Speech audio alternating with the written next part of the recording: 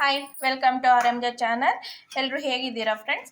ಇವತ್ತು ನಿಮಗೆ ಫಿಶ್ ಸಾಂಬಾರು ಮಾಡೋದು ಹೇಗೆ ಅಂತ ಹೇಳ್ಕೊಡ್ತಾ ಇದ್ದೀನಿ. ಅದಕ್ಕೆ ಬೇಕಾಗಿರೋ ಸಾಮಗ್ರಿಗಳು: ಒಂದು ಈರುಳ್ಳಿ, ಕಾಯಿ, ಚಕ್ಕೆ ಲವಂಗ, ಶುಂಠಿ, ಮೆಣಸಿನ್ಕಾಯಿ, ಬೆಳ್ಳುಳ್ಳಿ, ಕೊತ್ತಂಬರಿ ಸೊಪ್ಪು, ಒಂದು ಟೊಮೊಟೊ, ಫಿಶ್ಶು, ಹಾಗೆ ನೆನೆಸಿಟ್ಕೊಂಡಿರೋ ಅಂಥ ಹುಣಸೆಹಣ್ಣು. ಈಗ ಇದೆಲ್ಲನೂ ಸಹ ಈ ಮಸಾಲೆ ಎಲ್ಲ ಪೂರ್ತಿ ನಾನು ಆಡಿಸ್ಕೋಬೇಕು. ಹಾಗೆ ಸ್ವಲ್ಪ 1-2 ಸ್ಪೂನ್ ಖಾರದ ಪುಡಿ. ನೋಡಿ, ಈಗ ಮಸಾಲೆ ರೆಡಿ ಆಗಿದೆ. ಈಗ ಒಗ್ಗರಣೆ ಮಾಡ್ಕೊಳ್ಳೋಣ. ಗ್ಯಾಸ್ ಹಚ್ಚಿ ಪಾತ್ರೆ ಇಟ್ಕೊಂಡಿದ್ದೇನೆ.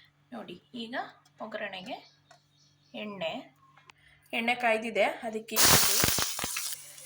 ಸ್ವಲ್ಪ ಈರುಳ್ಳಿ ಹಾಕ್ಕೊಂಡು ಫ್ರೈ ಮಾಡ್ಕೊಳ್ಳೋಣ.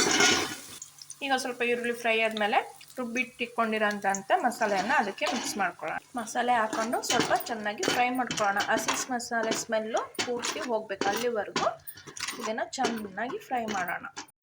ಮಸಾಲೆ ಸ್ವಲ್ಪ ಹುರ್ಕೊಂಡು ಈಗ ನಿಮ್ಗೆ ಎಷ್ಟು ಬೇಕೋ ಅಷ್ಟು ನೀರು ಹಾಕ್ಕೊಳ್ಳಿ.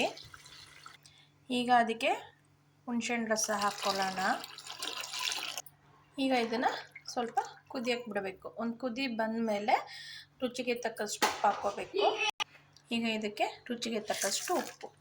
ನೋಡಿ, ಈಗ ಇದು ಕುದೀತಾ ಇದೆ. ಇದು ಕುದ್ದಿರೋದಕ್ಕೆ ಈಗ ಫಿಶ್ ಹಾಕ್ಕೋಬೇಕು. ನೋಡಿ, ಇದಕ್ಕೆ ಈಗ ನಾನು ಒಂದೊಂದಾಗಿ ಫಿಶ್ ಹಾಕ್ಕೊತಾ ಇದ್ದೀನಿ.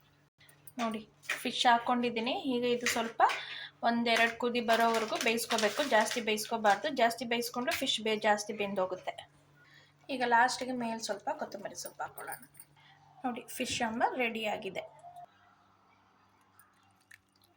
ನೋಡಿ, ಬಿಸಿ ಬಿಸಿಯಾಗಿ ಫಿಶ್ ಸಾಂಬಾರು ರೆಡಿಯಾಗಿದೆ. ಯಾರಿಗೆಲ್ಲ ಈ ವಿಡಿಯೋ ಇಷ್ಟ ಆಯಿತು ಶೇರ್ ಮಾಡಿ, ಲೈಕ್ ಮಾಡಿ, ಕಮೆಂಟ್ಸ್ ಮಾಡಿ. ಇನ್ನೂ ಯಾರ್ಯಾರು ನನ್ನ ಚಾನಲ್ಗೆ ಸಬ್ಸ್ಕ್ರೈಬ್ ಆಗಿಲ್ಲ ಪ್ಲೀಸ್ ದಯವಿಟ್ಟು ಸಬ್ಸ್ಕ್ರೈಬ್ ಆಗಿ ಅಂತ ಹೇಳಿ. ಇವತ್ತಿನ ವಿಡಿಯೋ ಇಷ್ಟ ಆಗಿದೆ ಅಂತ ಹೇಳಿ ಇವತ್ತಿನ ವಿಡಿಯೋ ಇಲ್ಲಿಗೆ ಸ್ಟಾಪ್ ಮಾಡ್ತಾ ಇದ್ದೀನಿ. Thank you. Bye bye. Take care.